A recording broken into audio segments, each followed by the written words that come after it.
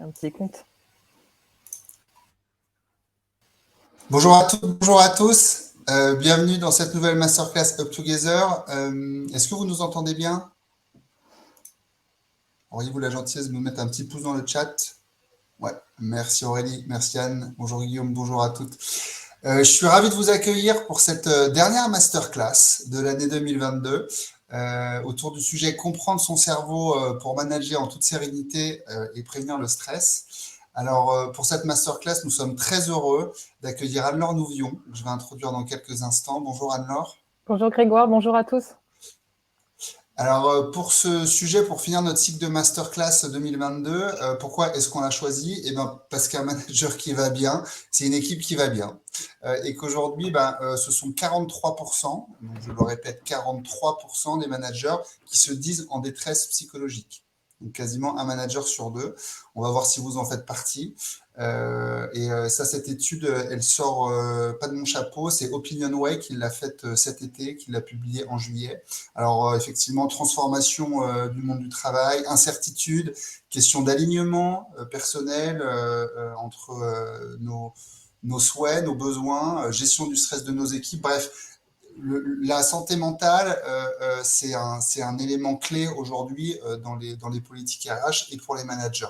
Alors certains le diront, et on va le voir aujourd'hui, que le stress, il est naturel, il peut être positif, mais on sait aussi qu'une exposition régulière au stress a un impact majeur sur la bonne santé de notre cerveau et sur notre bien-être. Et donc sur notre efficacité, puisqu'on est quand même dans un milieu professionnel, et c'est aussi de ça dont on va parler. Et ce que disent les études, et justement cette étude, c'est que ces phénomènes, ils vont s'intensifier dans des environnements incertains et anxiogènes, comme on les vit aujourd'hui, et c'est pour ça qu'on trouvait ça hyper intéressant de faire intervenir aujourd'hui Anne-Laure sur ces notions de gestion du stress, de santé mentale, dans un contexte qui est quand même extrêmement particulier et en cette fin d'année. Alors aujourd'hui, on va vous proposer d'explorer quelles sont ces fameuses clés pour mieux vivre et mieux travailler ensemble dans ce contexte si particulier et pour que vous soyez plus serein dans votre management. Voilà, on trouvait ça chouette en fin d'année afin de repartir sur un nouveau cycle. Voilà, donc moi je suis personnellement très heureux et un tantinet fier, je vous le cache pas, d'accueillir Anne-Laure Nouvion. Donc Anne-Laure, c'est une scientifique hybride. Elle utilise les neurosciences pour nourrir ses techniques de coaching. Anne-Laure, avant de te laisser te présenter et partager la manière dont tu as conçu cette masterclass pour la communauté Up Together, et encore merci pour tout ce travail en amont. Je vous rappelle que cette masterclass, elle est interactive. Vous verrez, Anne-Laure va vous interroger, vous poser des questions. Il y a même des petits exercices pour aussi juger votre niveau de stress et de santé mentale à date. Donc, n'hésitez pas à partager tout ça. Il y a un petit onglet sondage et un onglet questions. Posez-les et je m'en ferai le relais, ou Anne-Laure les prendra au fil de l'eau. Voilà, Anne-Laure, je te laisse la parole et dès que tu le souhaites, je lance tes slides. Super. Déjà, un énorme merci Grégoire. Je pense que c'est la 3e année qu'on travaille ensemble.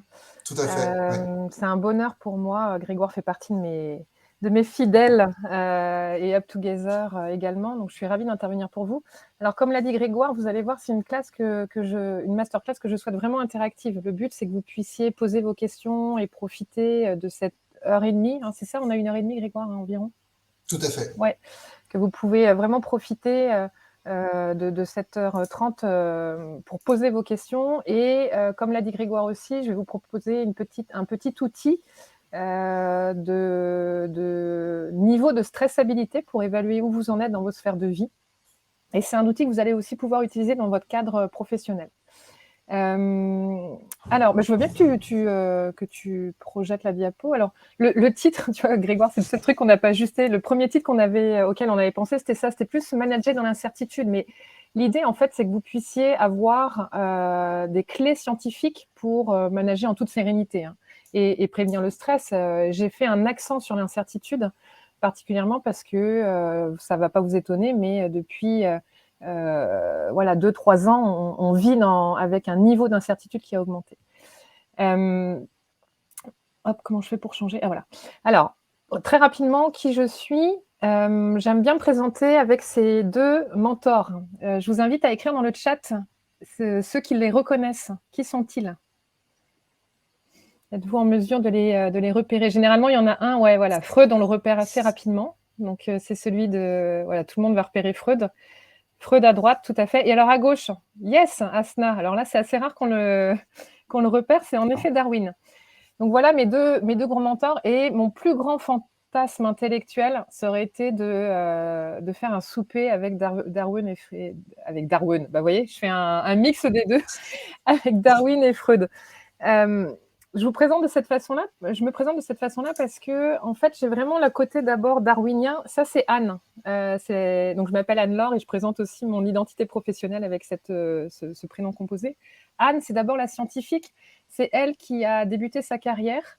Mon but, c'était de comprendre le dysfonctionnement humain. Et d'ailleurs, vous allez voir que c'est le but de ma carrière professionnelle, c'est vraiment de comprendre le dysfonctionnement humain et d'abord dans un contexte de biologie cellulaire et moléculaire. Donc, j'ai fait un doctorat en biologie cellulaire et moléculaire. J'ai fait une dizaine d'années en recherche en cancéro. J'ai fait aussi un post-doctorat, j'ai eu un poste de chercheur, j'ai fait une dizaine d'années d'expérience en cancéro, dont 5 à l'Université McGill à Montréal, au Canada. Donc, j'ai vécu une quinzaine d'années là-bas et je suis revenue il y a 4 ans. Donc, j'ai une vision assez nord-américaine aussi, vous allez voir, du monde du travail. Ça, c'est ma première carrière de chercheur. Et puis, il y a la Laure qui est arrivée, qui a fait une passerelle vers la professionnelle de l'accompagnement, vers Freud. Ça, c'est en 2011. J'ai frappé un mur qui est où suis-je, où vais-je, où gère toutes ces grandes questions existentielles. Et j'avais vraiment un besoin d'utilité. Et dans cette volonté de comprendre le dysfonctionnement de l'humain, j'avais besoin de monter à un niveau macro. Et donc là, je suis allée me former au coaching, à la PNL, à des approches systémiques. Depuis 4 ans, je me forme en psychologie clinique du travail, donc je viens vraiment compléter cette casquette Laure. Et donc Anne et Laure, bah forcément, elles ont fini par interagir ensemble. Et là, Anne est allée retourner dans ses vieux cours au doctorat et je suis allée replonger dans mes cours de neurosciences et de psychologie sociale et cognitive pour proposer des passerelles avec l'accompagnement. Parce que finalement, quand j'ai commencé ma carrière de coach et de formatrice, j'ai vu qu'il y avait des enjeux de santé mentale, qu'il y avait des niveaux de stress qui étaient variables d'un individu à l'autre. Et donc, j'ai petit à petit proposé des passerelles. Et c'est comme ça que je vais vous proposer aussi de visiter cette masterclass. L'idée va être de à la fois poser des fondements scientifiques tout en étant dans cette réalité des relations humaines. Hein, on est dans un contexte professionnel où on est en permanence en interaction avec soi, avec l'autre et avec le monde du vivant. Donc, cette masterclass, je vous la propose de la façon suivante. On va explorer les thèmes. Alors, le thème central de la santé mentale. De quoi on parle quand on parle de santé mentale. Et je vais vous introduire aussi la santé neurologique. Vous allez voir que je fais un lien direct entre la santé mentale et la santé neurologique avec des notions de base. Hein. Ça va être assez succinct sur le fonctionnement du cerveau. Pour ensuite parler qu'est-ce qui perturbe notre santé neurologique et donc notre santé mentale.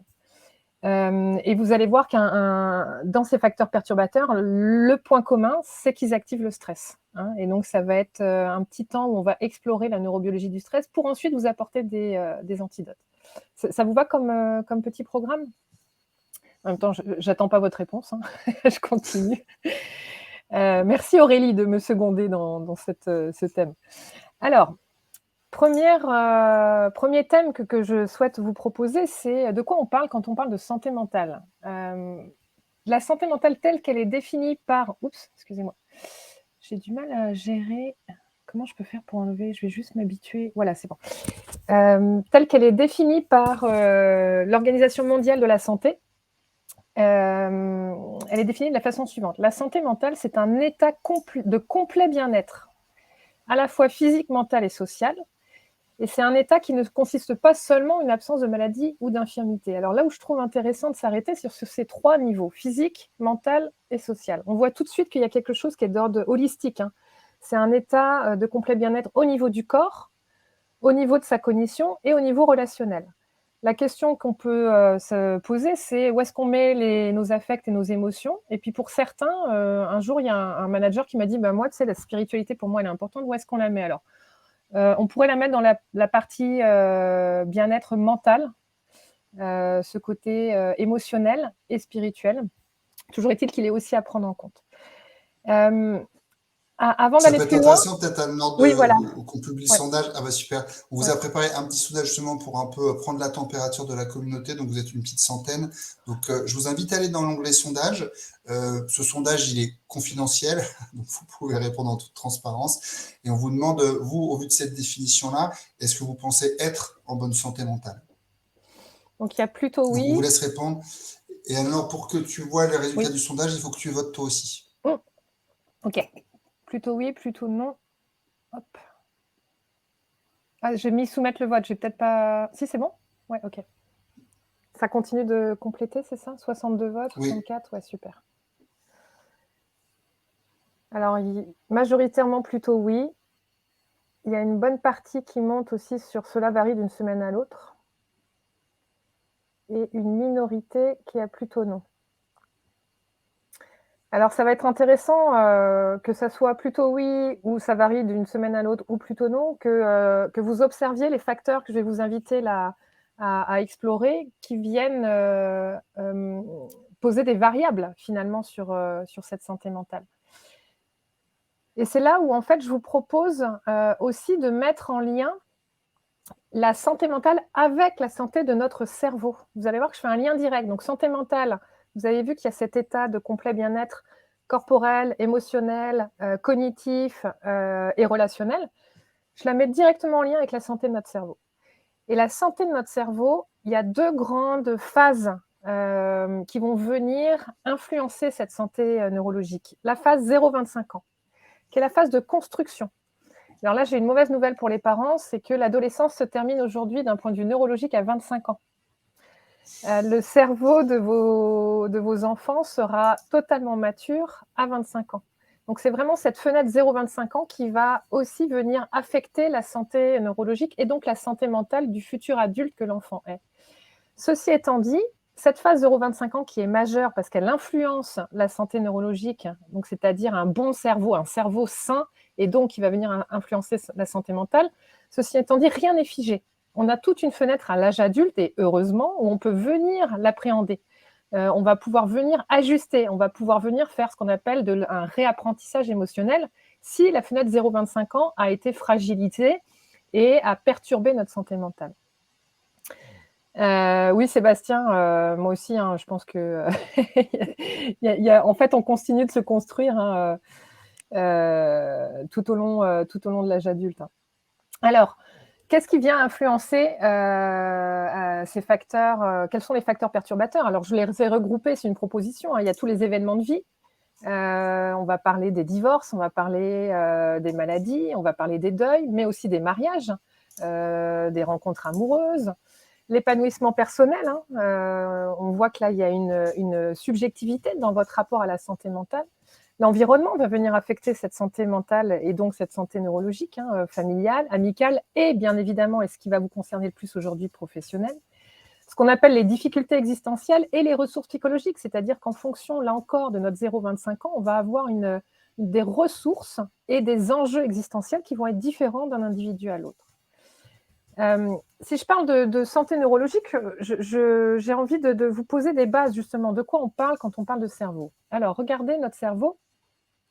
Il est de façon très succincte, il correspond environ à l'âge adulte à 2% de notre poids. Mais il consomme 20% de notre énergie totale, ce qui est quand même énorme. 20% de notre énergie est consacrée à ce qui se passe dans notre boîte crânienne. Il est composé de la façon suivante. Il y a 2 grands types de cellules. Les fameuses neurones, les fameux neurones dont vous avez entendu parler, qui sont au nombre de 100 milliards. Je m'arrête un petit instant là-dessus. 100 milliards versus, vous avez vu la Terre, là, on est passé en nombre d'habitants à 8 milliards. Donc 8 milliards sur Terre versus 100 milliards d'unités dans notre tête. C'est pour vous donner une idée un peu de la quantité assez vertigineuse de cellules qu'il y a dans notre cerveau. Et il y a 1000 à 5000 milliards de cellules gliales qui sont les copains des neurones. Ce sont des cellules de soutien qui viennent seconder les neurones dans leur fonction. Les neurones, c'est eux, à chaque fois je dis elles, mais en fait c'est masculin, je pense, neurones. C'est eux qui transmettent l'influx nerveux, qui transmettent quand on pense, quand on réfléchit, quand je suis en train de vous parler, quand vous êtes en train de comprendre. Tout ça, ce sont les neurones, hein, c'est l'unité fonctionnelle de base. Et alors, regardez la suite. Connectivité, un neurone peut présenter 10 000 contacts. C'est-à-dire qu'un neurone peut avoir 10 000 copains en direct, ce qui va représenter 1 million de milliards de connexions, ce qui est quand même assez énorme. Si on va un petit peu plus loin dans ce vertige, si on découpe 1 mm3 de cerveau, 1 mm3, je vous invite à regarder l'ongle de votre petit doigt, c'est ça. L'ongle de votre petit doigt, c'est environ 1 mm3. Si on découpe et que cet ongle-là, alors pas cet ongle, hein, mais si on considère que c'est un morceau de votre, cette taille-là, un morceau de votre cerveau, il y a 100 000 neurones. 100 000 neurones, et si on étale les neurones, les neurones ont des tubes qu'on appelle les axones, ils font 4 km. 4 km dans 1 mm3, qui est la taille de votre ongle de petit doigt. C'est énorme, je trouve. Et 1 mètre de capillaire sanguin. Donc, vous imaginez la condensation et la concentration qu'il y a. Pour répondre à ta question, Rodrigue, je pense que c'est une histoire de faute de français, tout simplement. Je ne sais jamais comment on écrit connexion ou connexion. Il y a un anglicisme là, à mon avis, là-dedans. Il faudrait les vérifier. Et alors, pour vous donner, pour aller un peu plus loin dans le vertige, j'ai un ami au Québec qui est journaliste scientifique qui dit la chose suivante. Le nombre de neurones dans notre cerveau correspond à une quantité comparable au nombre d'étoiles de notre galaxie. C'est énorme. C'est quand même énorme, je trouve. Et ça me donne un vertige. Alors, ça me donne encore plus le vertige, la phrase d'après. Le nombre de connexions entre neurones surpasse de beaucoup la quantité de galaxies dans notre univers. Ça, c'est vraiment pour vous introduire la complexité du cerveau. Si on va un tout petit peu plus loin et de façon assez simplifiée, je ne serais pas étonnée que vous ayez déjà tous entendu parler du 3 cerveaux. Hein, on entend souvent, toi, tu agis avec ton cerveau reptilien, tu parles avec ton limbique, on entend souvent ça. Donc ça, c'est une théorie qui est basée, qui a été proposée par Paul MacLean. Alors, je ne vais pas rentrer dans les détails, mais sachez que cette théorie, ça fait partie des neuromythes aujourd'hui, c'est-à-dire qu'elle n'est pas totalement fausse, mais elle n'est pas totalement vraie. Paul MacLean, en fait, il voulait expliquer l'évolution du cerveau humain. Et il a proposé, donc il s'est intéressé à la théorie de l'évolution de Darwin, à des données de neuroanatomie, et puis il a dit, en fait, le cerveau de l'homme, c'est le fruit de 3 couches qui se seraient succédées dans l'évolution. Couche 1, reptile, couche 2, chez les mammifères, limbique, et il a dit que pour Paul MacLean, c'est là que se situe le cerveau des émotions, parce qu'après avoir été un reptile et pour devenir un mammifère, il a fallu développer un cerveau émotionnel pour détecter le danger. C'est dangereux, ça ne l'est pas. Je mange ou je suis mangé, j'ai chaud, j'ai froid, etc. Et le néocortex, chez les primates, couche 3, chez les grands singes, chez les hommes primitifs et chez Sapiens. En réalité, là où Paul MacLean et là où c'est un neuromythe, c'est pas vrai qu'il y a eu couche 1, couche 2, couche 3. Les reptiles ont du cortex, ils ont la couche bleue. C'est plus la répartition et le volume qui a différé d'une espèce à une autre. Ce qui est surtout intéressant pour nous, est de comprendre, et tout de suite, vous allez voir là, vous allez tout de suite avoir déjà un outil clé pour comprendre comment on gère notre stress, comment on gère notre rapport au conflit, comment on gère nos émotions. Paul MacLean, il disait, il a proposé donc le cerveau des émotions en jaune. Vous voyez le limbique là. C'est en effet un endroit clé pour ce qu'on appelle le processus émotionnel. Sauf que en 1850, on a eu un cas qui a été, alors il n'a pas été étudié en 1850, hein, là je vous présente M. Phineas Gage, on est dans les années 1850, il a été étudié 100 ans plus tard et il a révolutionné notre compréhension de notre rapport au stress, notre rapport aux émotions. Phineas, on est en 1850, contremaître de chemin de fer, hyper apprécié de ses collègues, hyper apprécié de ses collaborateurs, un bon manager, bonne gestion du temps, bonne gestion du stress, bonne gestion de la pression. Sauf qu'à un moment donné, il a un accident du travail. Il se prend une barre de fer dans l'œil. C'est une histoire où, vous savez, on est à l'époque des dynamites avec la poudre et les barres de fer pour tasser. Là, et donc, la poudre, elle a sauté plus tôt que ce qu'elle aurait dû sauter. Enfin, elle a pris feu plus tôt et la barre de fer a littéralement traversé le crâne et est sortie 10 mètres plus loin. Elle n'est pas restée dans le crâne, elle a traversé, elle est sortie 10 mètres plus loin. Et Phineas est resté vivant. Et c'est assez surprenant parce que c'est un cas encore aujourd'hui étudié en médecine. Il est resté vivant, il s'est relevé, il était complètement déstabilisé, il avait un gros trou dans le crâne. Il est allé aux urgences, alors on est en 1850, donc j'ose pas trop imaginer l'état des urgences à l'époque, mais toujours est-il qu'il a été pris en charge. Il est revenu 15 jours plus tard sur son lieu de travail. Et écoutez, parce que là, il y a Ludovic qui parle de changement comportemental, c'est exactement ce qui s'est passé. C'est qu'en fait, Phinéas, il est passé d'un manager qui gérait bien son temps, qui gérait bien les frustrations, il avait une bonne gestion de son équipe, à quelqu'un qui était incapable de gérer la moindre frustration. Il est devenu hystérique, pas hystérique, pardon, je trouve plus le mot. Irascible. Oui, irascible, merci. Il est devenu irascible, colérique, vulgaire. Et en fait, il a eu un changement dans le comportement radical. C'est écrit dans la littérature, Gage n'était plus Gage. Pourquoi je vous parle de lui? C'est que 100 ans plus tard, les époux Damasio, qui sont des neuroscientifiques reconnus dans le monde entier, sont allés modéliser la trajectoire de la barre de fer. Et regardez, en fait, elle a touché principalement le néocortex. C'est-à-dire que jusqu'à maintenant, on pensait que le processus émotionnel était dans une couche plus basse. Alors qu'en fait, la barre de fer, elle a touché que la couche haute, qu'on appelle le cortex. D'ailleurs, je vous parle de couche haute, couche basse. Cortex, ça veut dire écorce en latin. C'est l'écorce. Hein. Si on enlève cette écorce, la couche bleue, là, vous voyez, si on enlève l'écorce, il y a une autre zone en dessous qu'on appelle le limbique et le reptilien. Eh bien, donc, le limbique n'avait pas été touché, ou très peu. En réalité, c'est pas si précis que ça, mais il a touché principalement ce qu'on appelle le préfrontal, en avant du front, dans le néocortex. Et c'est comme ça que les chercheurs se sont rendus compte, regardez, de la chose suivante. En réalité, ce qui va générer les émotions, c'est la partie jaune, c'est limbique.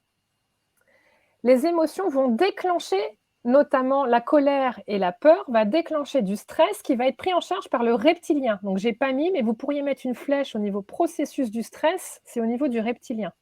Processus du stress reptilien, genèse des émotions au niveau du limbique. Mais qu'est-ce qui va permettre de mettre des mots, de réguler, de comprendre, de rationaliser, de prendre du recul? C'est le préfrontal.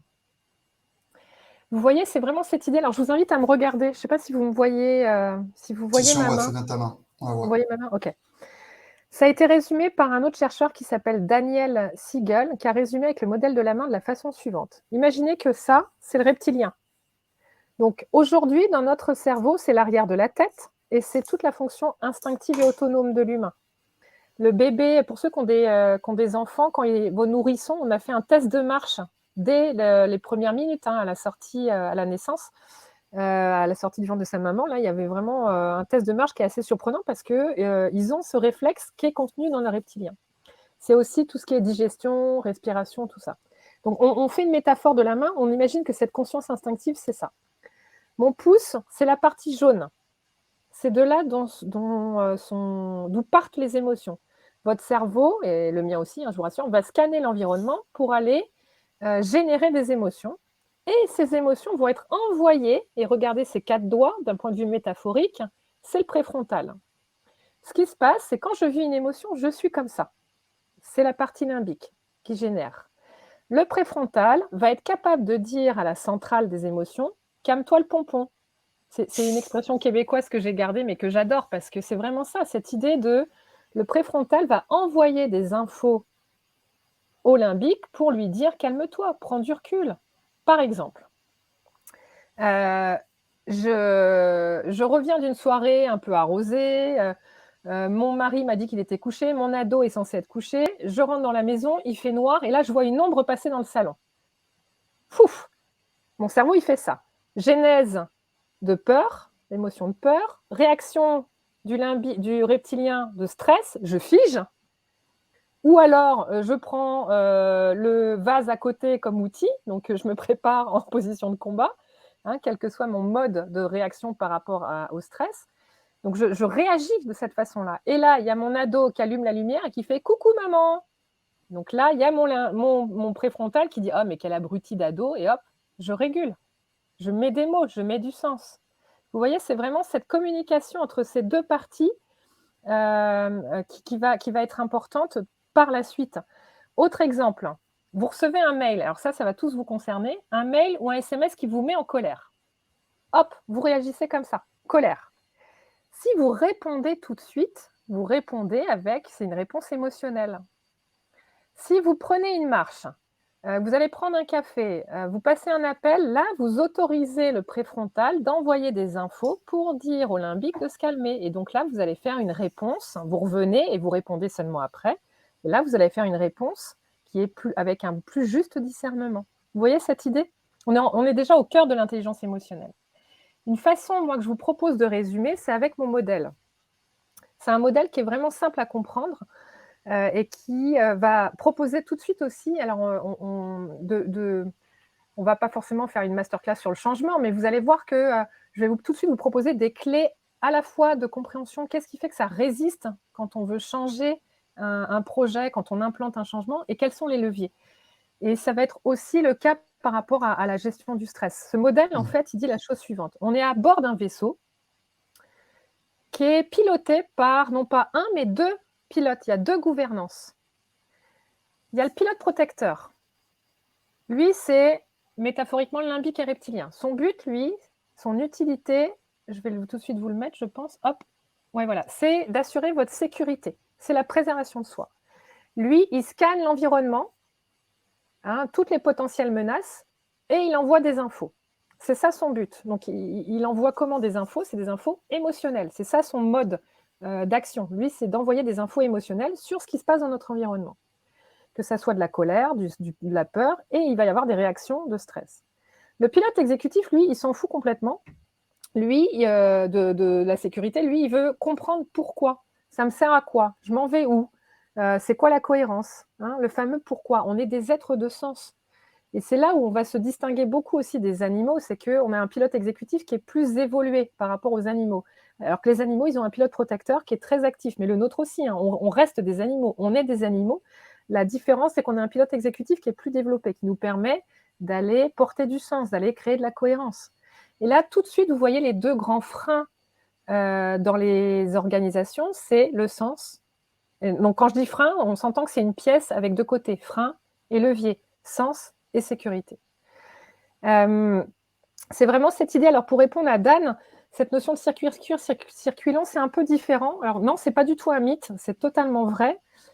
C'est plus relié au pilote. Alors, oui, si, c'est en lien en fait. Le pilote protecteur, c'est le circuit. Tu pourrais le poser comme étant le circuit court. Il va répondre immédiatement.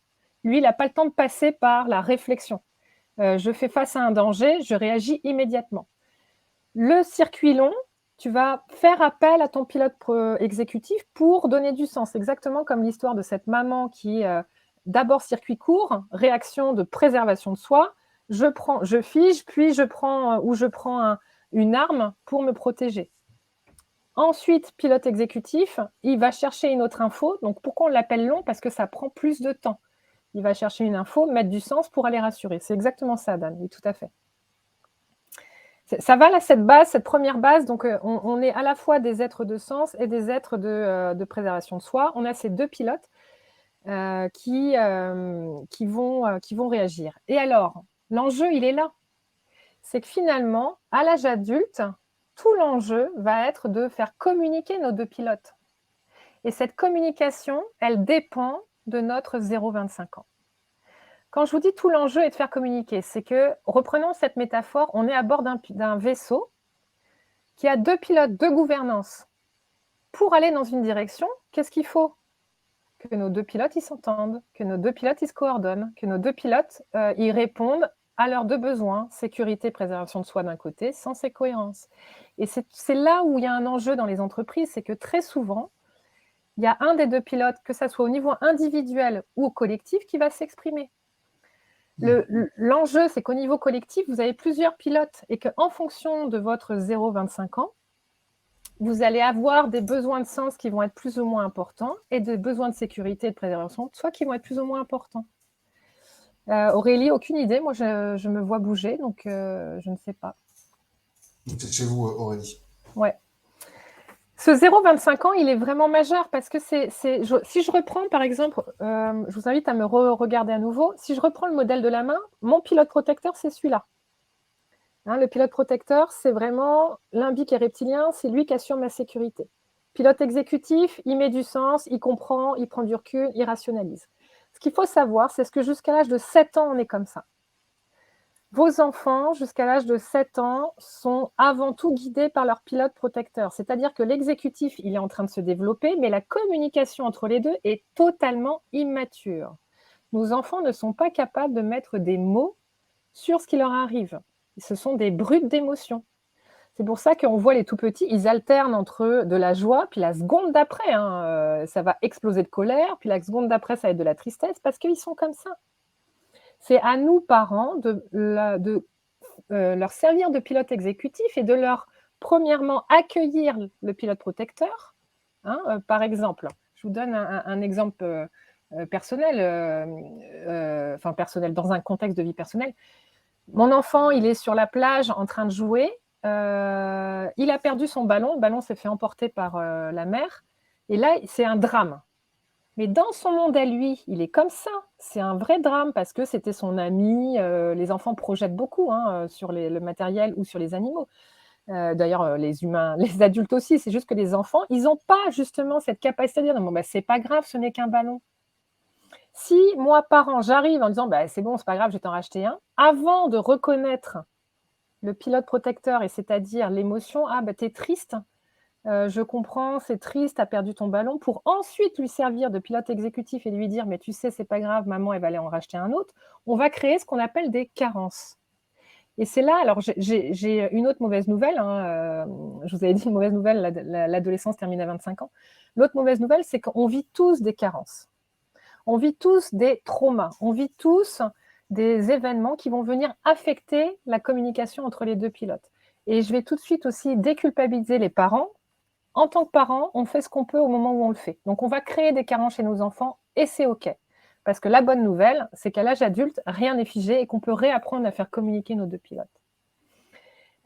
Donc, les facteurs qui vont venir affecter, que ça soit à l'âge adulte ou à les 0-25 ans, on les retrouve. En fonction des événements de vie, cette communication va être affectée. Ce 0-25 ans, il va être plus ou moins solide dans la communication entre les deux. Et à l'âge adulte, en fonction des événements de vie qu'on va vivre, ça va venir challenger avec des niveaux et des degrés différents. Le premier message que j'ai envie de vous transmettre, c'est que déjà, on n'est pas tous égaux, parce qu'on n'a pas tous eu la même enfance. Par contre, on est tous responsables de ce qu'on fait. On est à l'âge adulte, on est tous responsables de ce qu'on fait de nos émotions et de ce qu'on fait de notre histoire de vie. C'est à nous de nous responsabiliser dans cette communication entre les deux pilotes. Parce que regardez ce qui se passe. Je vais prendre à l'âge adulte 2 situations qui vont être, qu'on va décortiquer, qui sont majeures dans notre activité professionnelle et dans notre monde du travail. À l'âge adulte, les conflits sont ceux qui vont venir affecter cette communication entre les deux pilotes, et la communication et la façon dont ces deux pilotes ont été construits va venir affecter notre capacité de gérer les conflits relationnels. Quand je parle de conflits relationnels, je parle aussi d'enjeux de communication. Deuxième contexte qu'on va explorer, le contexte d'incertitude. C'est pour ça qu'au début, ma masterclass s'appelait « Manager dans l'incertitude ». Donc, on va explorer ces deux thèmes-là. Conflit relationnel, enjeu de communication en premier. Quand je parle de communication, la façon dont on communique, une proposition là, de modèle pour vous expliquer la communication, c'est cette façon suivante. Ce dont j'ai accès, moi, en face de moi, si j'ai un interlocuteur en face de moi, j'ai accès seulement à la partie CE, comportement externe.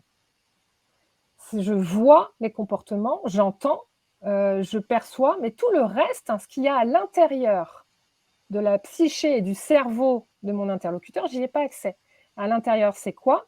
C'est les processus internes, c'est-à-dire PI, vous voyez, c'est toutes nos pensées, toutes nos croyances, toutes nos convictions sur le monde, sur les autres, sur les relations, sur le travail, sur mon N+1, tout ça, j'y ai pas accès dans la tête de mon interlocuteur. Et l'état interne, c'est toutes les émotions que mon interlocuteur vit.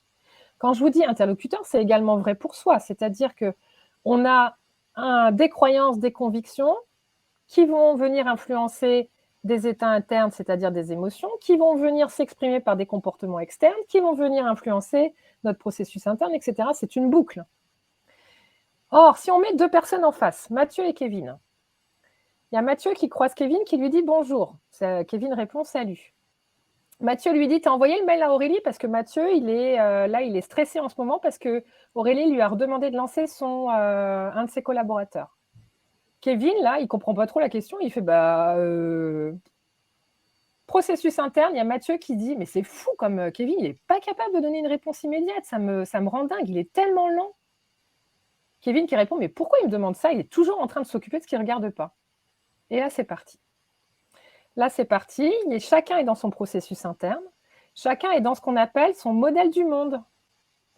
Chacun a accès au comportement externe de l'autre, mais toute la partie interne, vous avez peut-être déjà eu des cours de management où on parle d'iceberg, toute la partie enfouie de l'iceberg, on n'y a pas accès. Il y a des états internes, des processus internes qui sont venus affecter les comportements externes auxquels on n'y a pas accès. Ça, on parle de modèle du monde. Et plus le modèle du monde de Mathieu va être éloigné du modèle du monde de Kevin, plus l'écart va être grand et plus la tension et le conflit risquent d'être importants. Modèle du monde de Mathieu, il est sous stress parce que Aurélie lui a demandé de vérifier où en est le dossier qu'il doit rendre demain.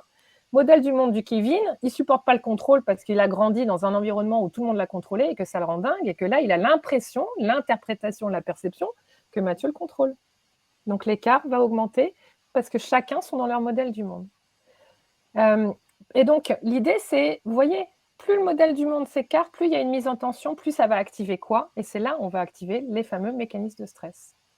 C'est vraiment cette idée de... donc là, un des enjeux dans la communication, c'est comment on peut réduire cet écart pour apaiser la mise en tension, apaiser un enjeu de communication et potentiellement désamorcer un conflit et donc désamorcer le stress. Ça veut dire quoi ça? Ça veut dire de quoi on parle quand on parle de modèle du monde. Le modèle du monde. Regardez, je vais vous donner un... Ah oui, alors là, il faut que je fasse une petite manip. Je vais vous transférer vous projeter, une petite vidéo. Et je vais vous inviter, pendant que je tente de partager, normalement... Tu veux que j'arrête la présentation pour que tu puisses lancer le... normalement, je peux le faire, regarde. D'accord. Est-ce que ça marche ou pas, là? C'est en train de charger. C'est bon? Vas-y, tu peux la lancer, ouais. Vous voyez? Parce que moi, je ne vous vois plus. Est-ce que Grégoire, tu peux me dire si vous voyez? C'est encore figé. Est-ce que tu peux lancer la vidéo? Ouais, alors je vais la lancer. Avant de la lancer, je vous invite juste à répondre dans le chat. Est-ce que, là, ça va être une danseuse. Est-ce qu'elle tourne vers la droite ou vers la gauche? Je vous invite à regarder. Est-ce que ça tourne, là, Grégoire? Ça tourne de manière un peu saccadée, mais ça tourne. On va voir les réponses. Donc, je vous invite. Dans quel sens tourne la danseuse, d'après vous? Moi, je ne vois plus. Ça marche, Grégoire? Alors, on a beaucoup de droite, on a un peu de gauche, on a un peu des deux. Ok, super. Alors, comme c'est un peu saccadé, droite et gauche, mais plutôt vers la droite. Est-ce qu'il y en a qui le voient tourner, qui changent? Est-ce qu'il y en a qui perçoivent? Alors, si c'est saccadé, oui. Il y en a qui le voient. Il y en a qui voient les deux, à gauche maintenant.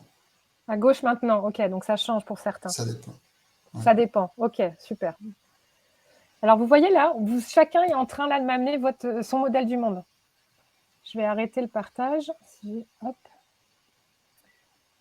Là, c'est vraiment... Ok, et est-ce qu'on voit à nouveau mon médiapo? Oui, c'est bon. Parfait. Donc, vous voyez, il y en a pour qui c'est à droite, il y en a pour qui ça dépend. Est-ce que certains... Voilà, droite et gauche selon le point d'ancrage. Alors, tu vois, Pierre, tu viens de dire selon le point d'ancrage, dans mon modèle du monde, la danseuse ne change jamais. Moi, et je suis très frustrée, ça fait des années que je la vois et je suis incapable... Oula! Je suis incapable de la voir changer. Pour moi, elle tourne tout le temps vers la droite. Donc, Frédéric, ça dépend où on fixe l'attention au départ. En réalité, ça dépend de ton modèle du monde. C'est qu'il y a des gens qui vont la voir tout le temps vers la gauche, d'autres tout le temps vers la droite, d'autres un coup à gauche, un coup à droite. On est en plein dans notre modèle du monde. Et c'est vraiment une illusion. Et en effet, ça dépend où on fixe l'attention au départ, sauf que certaines personnes comme moi, alors peut-être que je dois être trop figée, mais j'ai beau changer mon point d'attention, je la vois tout le temps tourner vers la droite. Là, c'est un principe d'illusion, mais qui est pour vous illustrer ce principe de modèle du monde. Qui a raison? Qui a raison? Est-ce que c'est Frédéric qui dit que ça dépend? Est-ce que c'est Aurélie qui dit que c'est à gauche? Est-ce que c'est Sophie qui dit que c'est à droite? Qui a raison? En fait, on est dans le modèle du monde. Personne n'a raison et tout le monde a raison. C'est vraiment cette idée, regardez, je suis sûre que ça, vous l'avez déjà vu, ça. C'est exactement ça, Asna, chacun son modèle du monde. En fonction de quoi?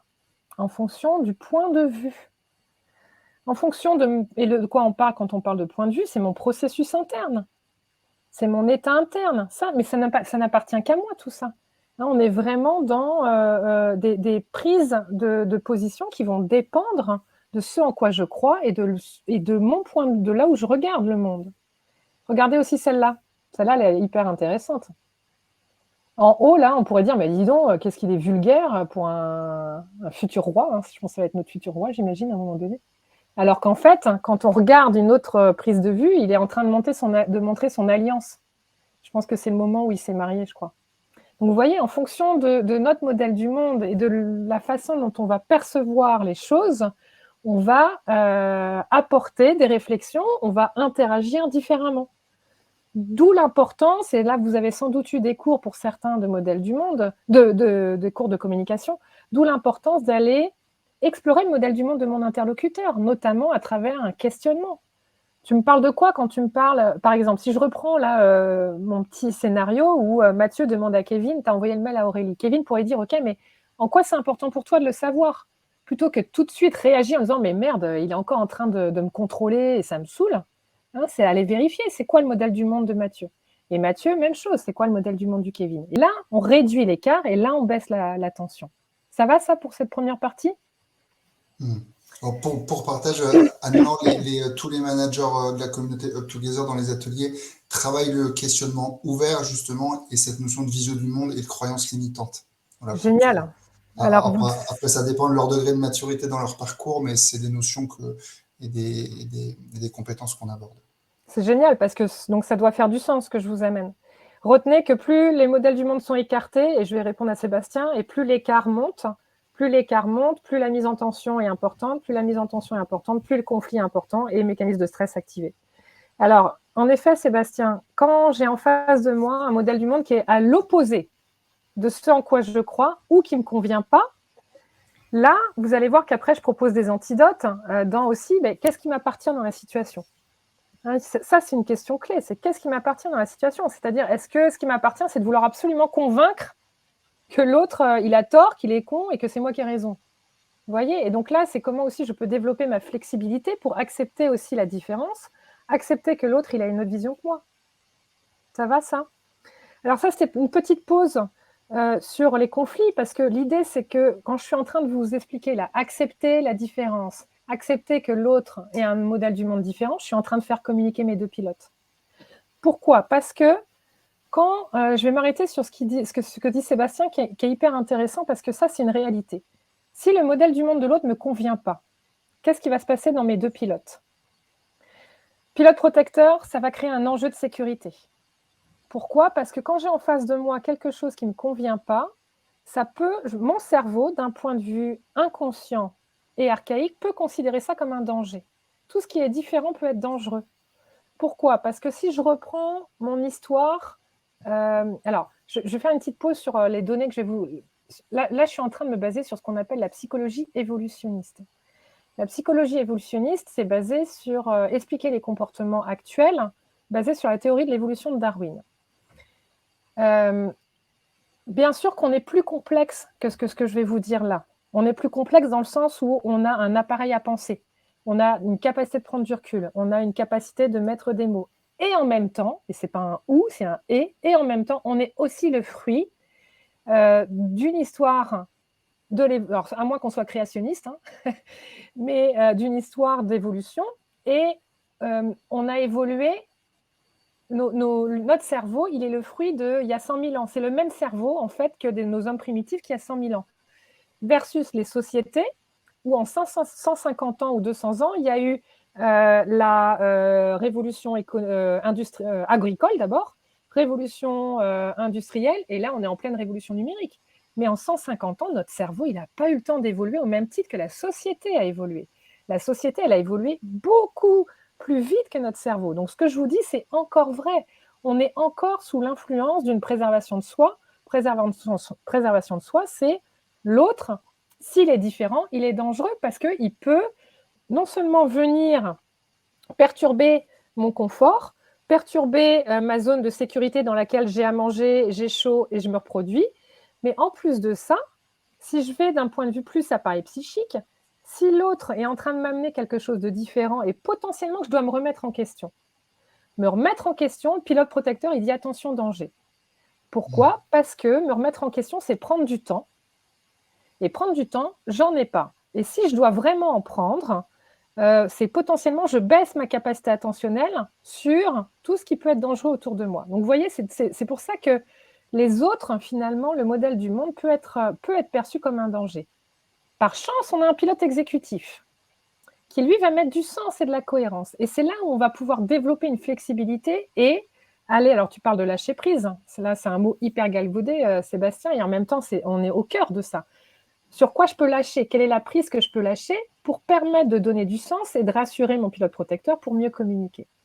Je m'arrête là-dessus parce que rien que ça pourrait être une masterclass enfin même une journée entière. Pour aller un tout petit peu plus loin, prenons un autre exemple. Là, j'ai parlé des conflits, mais on va parler du contexte d'incertitude dans lequel on vit, notamment depuis le Covid. De quoi oula, elle est belle cette liaison. De quoi on parle quand on parle d'incertitude?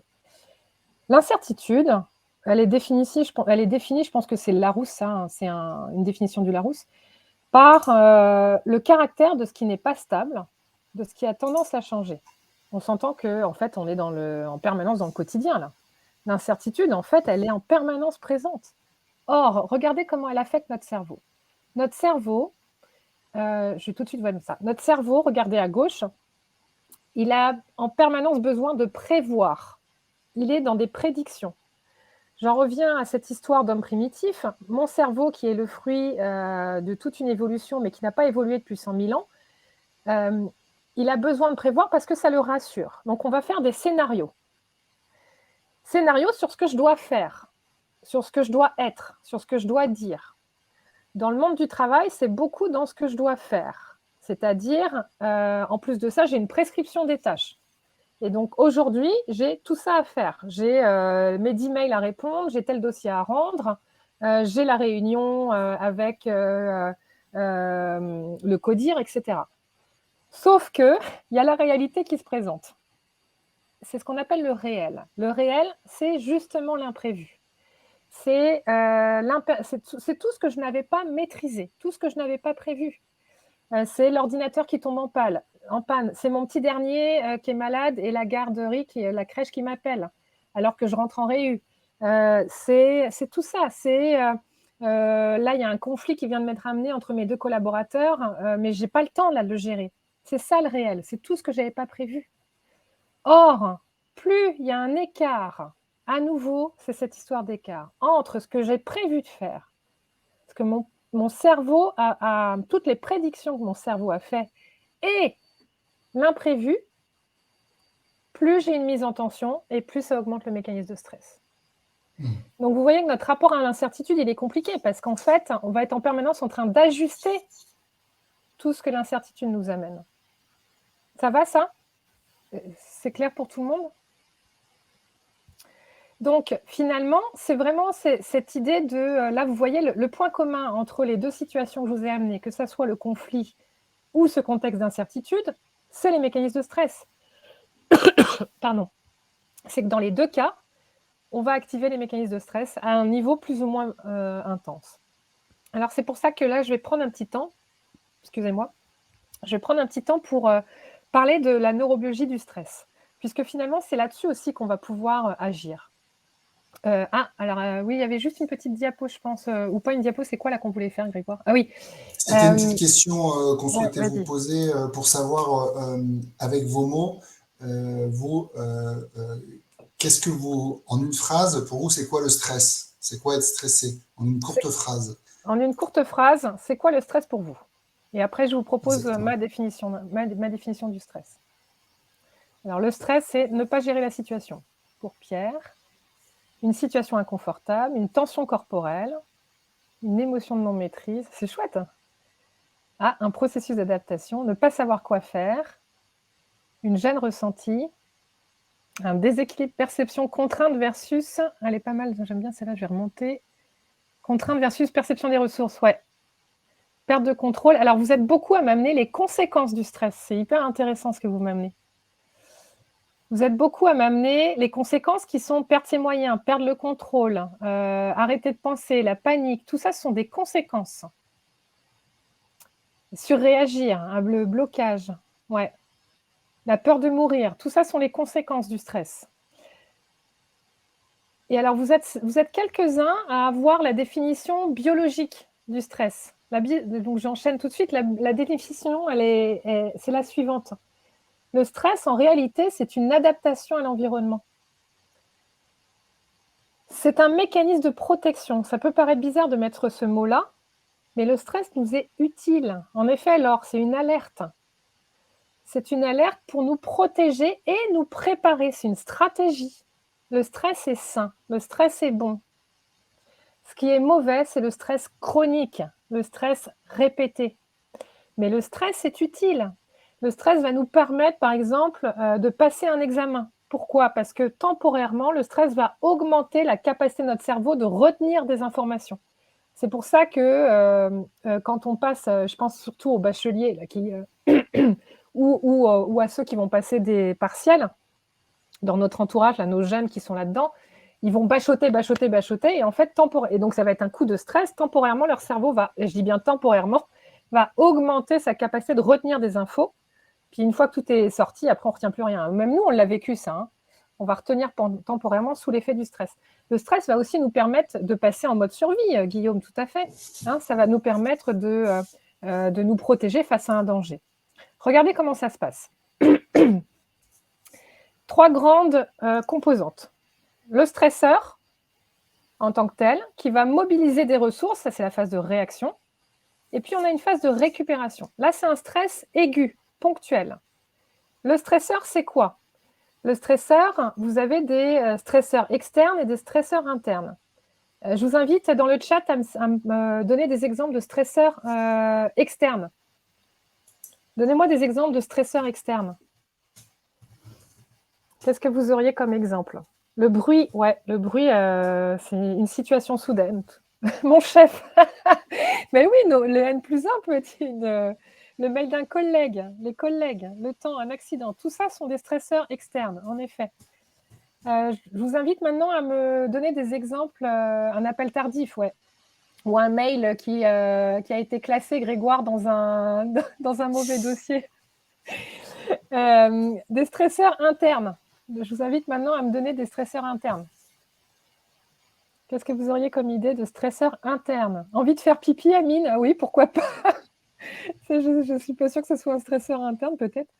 Manque de sommeil, mal au ventre, conflit, ouais, un conflit interne.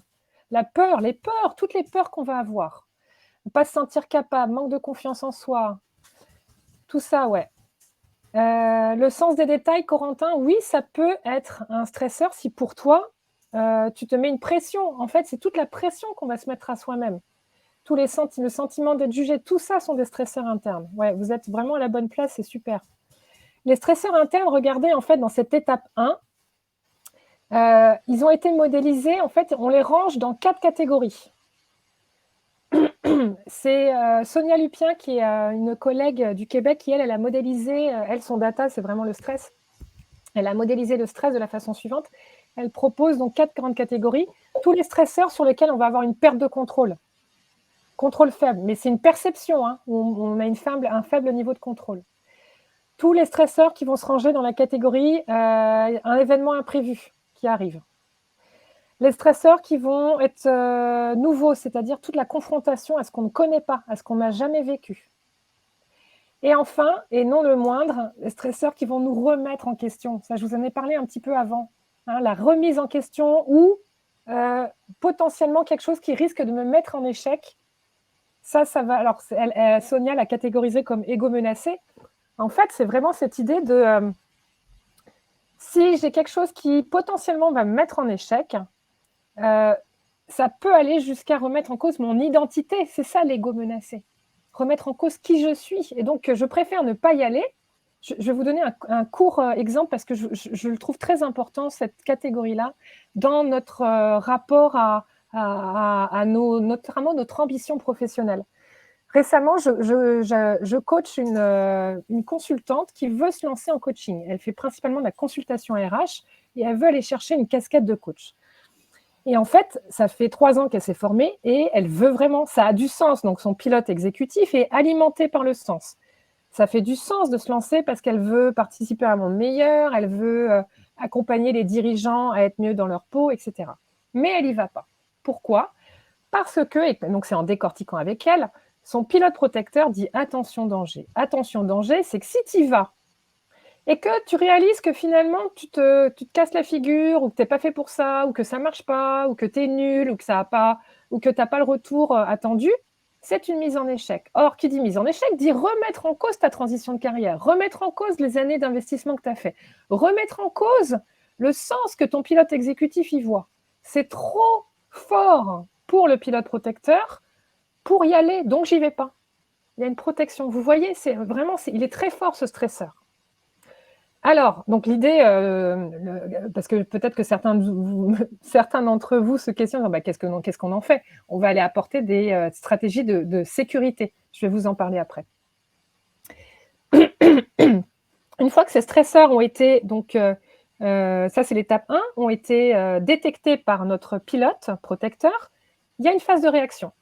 La phase de réaction, je ne veux pas rentrer dans les détails, sachez qu'il y a 2 grandes catégories d'hormones qui sont activées, 2 grands systèmes. Le système des catécholamines, vous avez peut-être entendu parler d'adrénaline et de noradrénaline, et les systèmes de glucocorticoïdes, le fameux cortisol. Ce qu'il faut savoir, c'est que dans ces 2 cas, ça mobilise notre corps pour faire face et répondre au stress. Ça, c'est la phase de réaction. Et puis, il y a une phase de récupération, qui est une boucle de rétroaction. Notre corps, il s'autorégule, notamment par une bestiole. J'aime bien dire bestiole parce que l'hippocampe, en fait, c'est une structure de notre cerveau qui est en forme d'hippocampe. C'est pour ça qu'il s'appelle hippocampe, qui est capable d'aller détecter, notamment dans le sang, la quantité de cortisol et de dire au cerveau, c'est bon, tu n'as plus besoin de sécréter, tout est OK, on régule et on s'arrête. C'est la phase de récupération. Je donne un exemple. On va prendre un stresseur. Prenons un stresseur commun.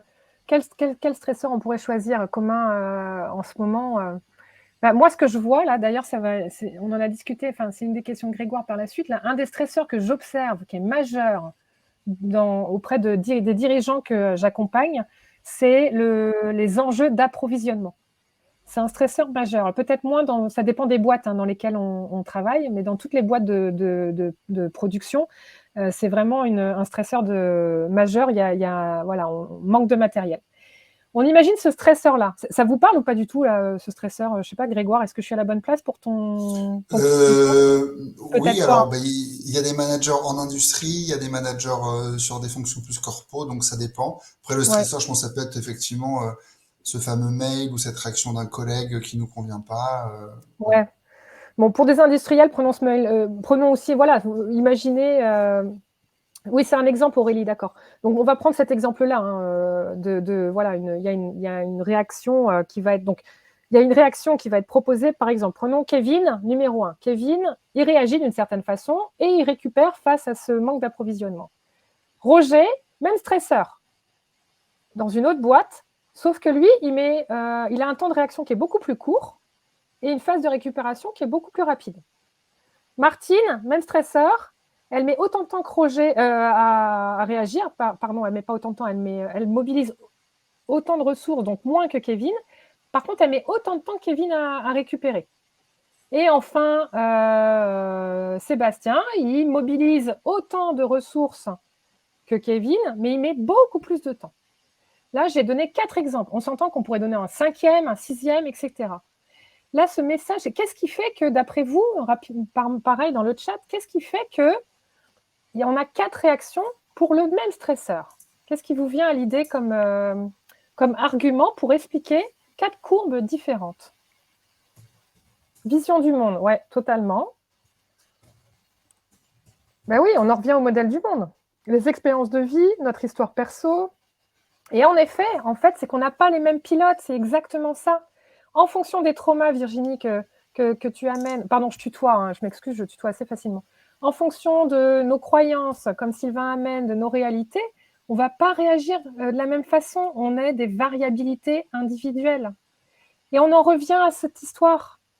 La biochimie, Ludovic, en effet, elle va être affectée, mais par quoi? Parce qu'on va avoir un cerveau qui est plus ou moins sensible en fonction de notre 0,25 ans, en fonction de la capacité du pilote exécutif de communiquer avec notre pilote protecteur.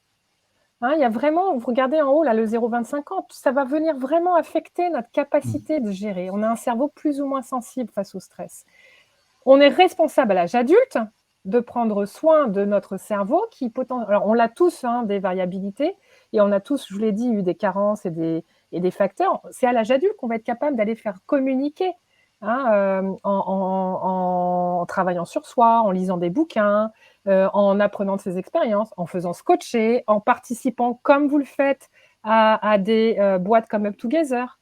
Tout ça, c'est ce qui va... La puissance pour moi de Up Together, c'est de vous accompagner à reconnecter vos deux pilotes. Finalement, c'est ce que Grégoire fait, hein, dans sa mission, avec un moyen qui est celui qu'il a mis en place. L'autre facteur, c'est la chronicité. Et ça, à l'âge adulte, la chronicité, regardez ce qui se passe. Là, quand je parle de chronicité, en fait, jusqu'à maintenant, on a parlé du stress aigu, qui est le stress utile. Vous avez peut-être entendu parler de stress positif. Moi, j'aime pas trop le mot positif, parce que positif, c'est une histoire de perception, hein. Tu vois, Pierre, tu parles de perception du monde. Moi, je préfère parler de aigu ou ponctuel. Aigu, il y a la phase d'alarme et la phase de résistance. Là, c'est les catécholamines et glucocorticoïdes dont on a rapidement vu tout à l'heure, qui vont résister pour répondre. Et puis, phase d'épuisement, c'est quand il y a des stress répétés. Regardez ce qui se passe. Ça, c'est un stress aigu. C'est-à-dire que là, mon corps, il a le temps de récupérer. Dans le cas de stress chronique, c'est-à-dire qu'un stress est remis alors que je n'ai même pas eu le temps de récupérer. Regardez ce qui se passe. Mon corps, mon organisme n'a pas encore eu le temps de récupérer, la boucle de rétroaction n'a pas encore eu le temps de se faire, que bloup, ça repart. Hop, ça repart. Qu'est-ce qui se passe ? Au bout d'un moment, épuisement. Mon organisme s'épuise. Je ne suis plus en mesure de répondre au stress. Mon taux de cortisol est complètement dérégulé parce que l'hippocampe n'est plus en mesure de réguler parce qu'il est en permanence. Alors, pas que l'hippocampe, hein, c'est tous l'hypophyse, l'amygdale, tous ces copains qui sont au niveau du cerveau vont être sursollicités et à un moment donné, ça ne va plus réagir et on rentre en phase d'épuisement. Quelles sont les conséquences ? Troubles physiques, troubles cognitifs, troubles émotionnels. Là, c'est déjà une astuce que je vous propose, c'est de repérer chez vous-même et chez vos collaborateurs les troubles dans une de ces trois catégories. Parce que je pars du principe que si vous avez un trouble par catégorie, donc un élément au niveau physique, cognitif et émotionnel, vous avez un risque de burn-out. Je vais enchaîner tout de suite sur les... Parce que mon but, là, c'est vraiment de vous outiller pour prévenir, hein, les enjeux de burn-out. De quoi on parle quand on parle de troubles physiques ? Troubles physiques, vous voyez, j'en ai cité, regardez, migraine et lumbago en bas à droite. Là, on est dans le purement physique. Cognitif, c'est la mémoire. Regardez en haut, là, mémoire, trouble de l'attention. Ça, c'est cognitif, c'est-à-dire que la cognition n'est plus là. Trouble émotionnel, regardez à gauche, émotivité, anxiété, hypervigilance. Sommeil, je le mets dans cognitif. Trouble de sommeil, pour moi, c'est vraiment... La cognition, ça va être la mémoire, l'attention, la capacité de prendre du recul, la concentration. Tout ça, ça va être cognitif. Physique, c'est toutes les douleurs. Donc là, j'ai cité lumbago, migraine, mais ça peut être aussi les troubles musculo-squelettiques, hein, les douleurs de dos. Et puis, émotionnel, hein, c'est l'hypersensibilité, l'hypervigilance, l'hyperanxiété. On est vraiment là-dedans. Les conséquences physiologiques, regardez ce qui se passe au niveau physiologique. Donc là, on a vraiment des troubles qui vont être capables d'être repérés au niveau physique, cognitif, émotionnel. À l'intérieur de notre corps, je vais m'arrêter sur l'altération du système immunitaire. Le stress chronique, c'est un état d'alerte permanent qui va affecter notre système immunitaire. C'est-à-dire que notre système immunitaire ne va plus être en mesure de répondre aux exigences des stress environnementaux que sont les virus, que sont la pollution. Il va être altéré, ce qui va créer une fragilité et donc on va choper plus de virus. En interne, ce qui se passe, et je fais une pause par rapport à ça parce que ce qui me rendait dingue, moi, pendant la médiatisation du Covid, c'est que je trouvais que les médias, ils créaient un effet hyper anxiogène, ce qui venait amplifier donc une chronicité du stress et donc une altération de notre système immunitaire, ce qui diminuait notre capacité de gérer le Covid. Je trouvais ça complètement dingue. Bref, oui, c'est exactement ça, Sébastien. Ulcération de l'appareil digestif. Hein, ça va aller jusqu'à créer des trous hein, carrément. On parle de troubles gastro-intestinaux, hein, mais aussi on parle d'ulcères. Je reviens juste en arrière sur le système immunitaire. La petite chose qui me tient à cœur, puis c'est des conversations que j'avais de temps en temps avec Grégoire. Moi, j'ai été chercheur en cancéro pendant une dizaine d'années, hein, parce que je m'intéressais d'abord au dysfonctionnement de l'humain au niveau physiopatho, avant de m'intéresser au dysfonctionnement de l'humain au niveau mental. Et au niveau physiopatho, donc j'ai fait ces recherches pendant 10 ans. Et en fait, ce que je trouvais assez incroyable sur mes dernières années, c'était de ne pas prendre en compte la dimension émotionnelle, la dimension qualité de vie, la dimension stress.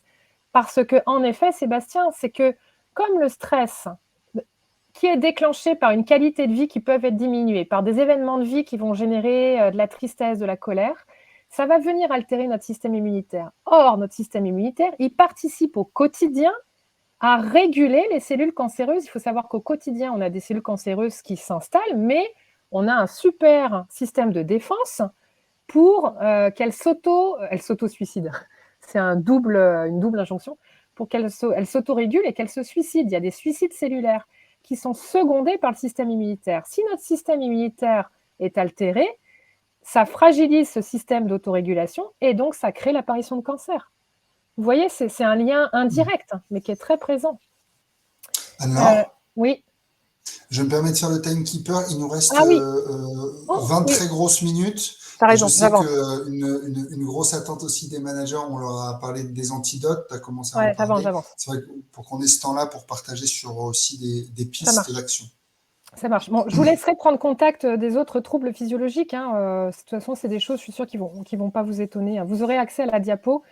Vous aurez accès à cette diapo-là. Alors justement, on va aller direct. On va prendre le temps là pour passer un petit peu de temps sur les antidotes, comme le propose Grégoire. Qu'est-ce qu'on fait principalement à ce stress chronique? 2 grandes étapes. D'abord le repérer pour ensuite agir. Repérer, pourquoi on doit repérer? Ça ne va pas vous étonner, hein, c'est de faire venir à temps tous les acteurs de prévention du stress et des risques psychosociaux dans un but d'éviter la contagion émotionnelle et d'éviter le burn-out. C'est vraiment ça. Hein, vous voyez, 1, 2, 3 sont directement reliés. Contagion émotionnelle, c'est parce que, donc là, je n'ai pas le temps de m'arrêter là-dessus, mais ce qu'il faut que vous sachiez, c'est que le stress est contagieux, les émotions sont contagieuses parce qu'on est avant tout des êtres sociaux. Et il y a un mécanisme, si ça vous intéresse, allez fouiller là-dessus, qui s'appelle les neurones miroirs, où on va activer des choses qui ne nous appartiennent pas forcément, dont le stress de nos interlocuteurs. Donc ça, c'est 1, 2, 3, c'est vraiment très relié. Et puis aussi, pourquoi repérer? Pour renforcer la cohésion d'équipe. S'il y a quelqu'un qui est stressé, jusqu'à quel point je peux me permettre, là, temporairement, de mettre mon dossier de côté pour venir porter un soutien sur le dossier de Robert qui, en ce moment, a une charge. Vous voyez, c'est vraiment ça, renforcer la cohésion d'équipe. Alors, pourquoi le repérer? C'est évident, mais comment on fait? Première étape, repérer stress ponctuel du stress répétitif. Stress ponctuel, c'est un livrable qu'on a à rendre tel jour. Stress répétitif, c'est chaque semaine, il y a ce livrable qui est à rendre. Vous voyez la différence? C'est vraiment quelles sont les sources qui se répètent dans le temps. Repérer les signes dans les 3 grandes catégories, physique, émotionnel et cognitif. Et c'est là-dessus qu'on va s'arrêter, on va prendre le temps, connaître son propre niveau de stressabilité. Je vais tout de suite aller sur cette diapo-là parce que j'ai vraiment à cœur que vous preniez le temps de découvrir l'outil. Je passe ces diapos-là, vous y aurez accès, mais je veux vraiment à cœur que vous preniez le temps de connaître votre propre niveau de stressabilité avec un outil qui est alors ça va être un peu orgueilleux parce que j'allais dire qu'il est hyper puissant. C'est un outil que j'ai créé, mais que je trouve puissant. Vous allez voir pourquoi, parce qu'il permet de mettre à jour. C'est des choses, en fait, ça va juste vous permettre de mettre à jour un état des lieux que vous vivez en ce moment. L'indicateur d'alerte, je vous invite tous à prendre papier-crayon. Prenez un papier, un crayon, et je vous invite à reproduire les colonnes suivantes. On va explorer votre niveau de stressabilité, c'est-à-dire votre indicateur dans 1, 2, 3, 4, 5, 6, 7, 8, 9. Il y a 9 sphères. 9 sphères de vie que je vais décrire de la façon suivante. La sphère environnement, ça c'est votre environnement de travail. C'est-à-dire votre bureau, vos salles de réunion, votre lieu de travail, votre entreprise, mais aussi votre chez vous, pour ceux qui font du télétravail. Colonne 2, votre prescription, le fameux ce que vous devez faire, votre to-do, votre liste de tâches. Colonne 3, concrètement ce que vous faites, le fameux réel. Vous vous souvenez, on a parlé de ce que je dois faire versus ce que je fais. Colonne 4, votre relation avec votre N+1. Donc, vos supérieurs hiérarchiques, si vous pouvez faire plusieurs colonnes, si vous en avez plusieurs. Colonne 5, votre N-1, relation avec vos collaborateurs, avec ceux qui sont sous votre responsabilité. Colonne 6, votre relation avec vos pairs, ceux qui sont au même niveau de responsabilité que vous. Colonne 7, la relation avec votre salaire, votre niveau de rémunération. Colonne 8, votre évolution professionnelle. Vous avez votre niveau d'ambition. Et colonne 9, les valeurs qui sont présentes chez vous versus celles qui sont présentes dans l'entreprise. On passe à la première ligne. Je vous invite à évaluer votre niveau de satisfaction de 0 à 10. 0 étant faible, 10 étant élevé. Niveau de satisfaction, de quoi je vous parle? C'est-à-dire, vous êtes super épanoui dans votre environnement parce que vous avez pu mettre en place en ce moment la petite plante verte, vos photos, et il y a de la bonne lumière, vous avez changé de bureau, vous êtes à 10. Votre niveau d'épanouissement, de satisfaction, de bien-être. Allez-y de façon spontanée, sans trop réfléchir. C'est un indicateur à un instant T, de façon intuitive, 0 à 10. Je vous invite à faire ça pour chaque sphère. Je vous donne un petit temps.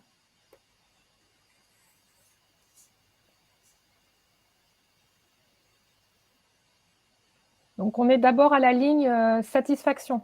Pour ceux qui vont vite, attendez-nous. On attend que tout le monde ait rempli le niveau de satisfaction.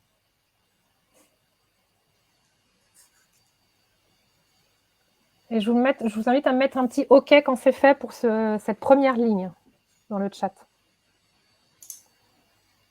Je sais qu'il y en a qui sont plus rapides que d'autres.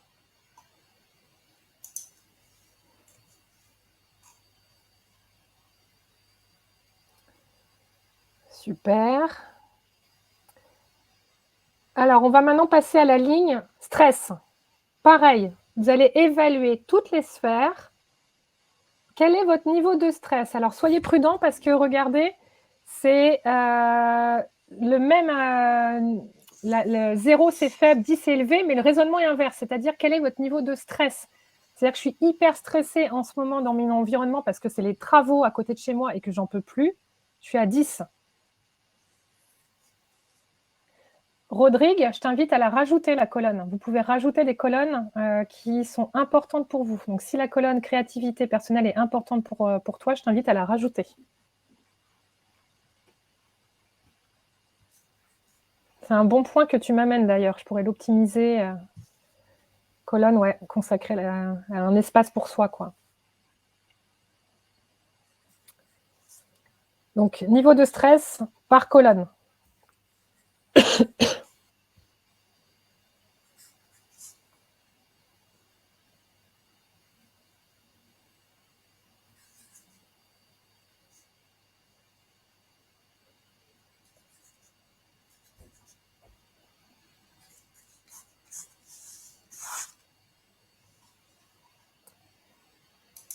Super. Alors, pour ceux qui sont prêts, je vois il y a des OK.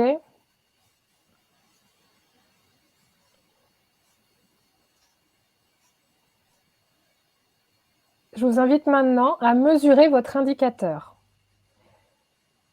L'indicateur, on le mesure de la façon suivante, c'est ligne 1 moins ligne 2, c'est-à-dire niveau de satisfaction moins niveau de stress.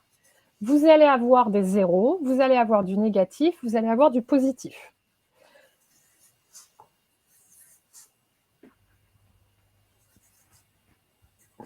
Donc, ligne 1 moins ligne 2. Vous faites ça par colonne. Vous ne faites pas de toto, il n'y a pas de total à faire. Vous faites ça par colonne. Vous allez avoir 9 indicateurs d'alerte.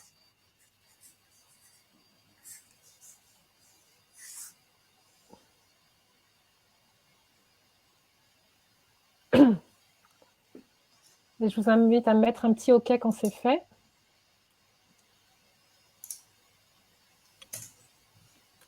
Super, merci beaucoup. Et alors, je vous invite à calculer, à évaluer la chose suivante, sachant que je vais faire une petite pause par rapport à Rodrigue qui me dit et la sphère personnelle. Là, c'est un indicateur pour votre sphère professionnelle uniquement. J'ai créé un indicateur personnel où vous allez pouvoir refaire cet exercice avec mon couple, mes enfants, mes parents, mes loisirs, le rapport au sport, le temps que j'ai pour moi. C'est un indicateur que vous pouvez ajuster en fait. Là, vu qu'on est dans un contexte pro, j'ai juste fait l'évaluation professionnelle. Regardez l'interprétation. Alors, avant d'interpréter, je vous invite à entourer Non, je vais tout de suite le mettre. Voilà. Regardez, je vous invite à entourer les sphères qui sont supérieures à plus 5. Ça, c'est vos sphères de ressourcement cognitif. Les indicateurs égaux à 0, c'est les points de vigilance. Les indicateurs qui sont inférieurs à moins 5, attention, des actions sont à mettre en place. Sachant que, de quoi je parle quand je parle de ressourcement cognitif? Ressourcement cognitif, donc si vous êtes à plus 3, plus 4, on s'en approche. Hein. C'est aussi OK. Hein. Je dis plus 5, mais on s'entend qu'il ne faut pas forcément être rigide. Hein. C'est celle qui s'approche de plus 5 commence à être des sphères de ressourcement cognitif. Ça veut dire quoi? Ça veut dire que c'est là où la purge du stress va pouvoir se faire. C'est-à-dire que si je reprends, vous savez, les petites vagues là, qui, hop, j'ai pas le temps de récupérer, ça repart. Ça, c'est là où vos cerveaux vont pouvoir, votre cerveau va pouvoir récupérer. Les indicateurs qui sont inférieurs et qui sont négatifs, Guillaume, ce sont des indicateurs qui vont refléter un niveau de stress important. C'est vos sphères dans lesquelles il y a des actions qui sont à mettre en place. Et plus ce chiffre est important, plus le niveau de tension, la mise en tension sur ton appareil psychique et sur ton cerveau va être importante, et donc plus le stress va être important. C'est en termes d'intensité, mais aussi en termes de nombre. C'est-à-dire que pour ceux qui ont des sphères où il y a plus de 3 sphères qui sont inférieures à moins 5, attention, risque de burn-out. Pourquoi? Parce que votre cerveau risque d'être en surchauffe. C'est vraiment cette idée-là, c'est que les indicateurs qui sont inférieurs à moins 5 créent une surchauffe et votre cerveau a peu de temps de récupérer. Donc, troubles physiques, troubles cognitifs, troubles émotionnels. J'aimerais, là, je voudrais prendre il nous reste 10 minutes, mais là, c'est vraiment important que vous preniez le temps. Avez-vous des questions, des interrogations, des prises de conscience? Parce que souvent, en fait, ça met en lumière. Hein, ça met vraiment en lumière des choses qui sont présentes dans votre vie. Avez-vous des questions ou des besoins de partager? Non, je vous rappelle l'onglet questions, n'hésitez pas à mettre dans le chat. Et moi, je me lance. Anne, c'est est-ce que en tant que manager, c'est quelque chose que tu recommandes de faire? Alors pour nous, évidemment, mais aussi avec les membres de notre équipe. Oui. L'as-tu déjà expérimenté avec des partenaires? Oui, alors c'est un outil, quand je vous dis qu'il est puissant et que c'est un peu orgueilleux de dire ça, et en même temps, c'est un outil qui s'est peaufiné sur 3 ans à l'épreuve des entreprises et des sphères perso aussi. Et dans les entreprises, c'est maintenant un outil qui est utilisé par certains en entretien annuel. Il est utilisé en collectif pour savoir représenter la santé mentale aussi. Parce que là, en fait, c'est aussi un indicateur de notre santé mentale et la santé mentale de notre collectif. Donc, on va répondre ensemble. Par contre, soyez prudents, c'est que c'est un indicateur à un instant T qui est subjectif. C'est-à-dire que demain, après-demain, ça peut changer. Ça, c'est hyper important. Hein, c'est que tout peut changer. Tu vois, Aurélie, quand tu as plus de 5 catégories en dessous de 5, alors c'est en dessous de moins 5 hein, qui est le risque.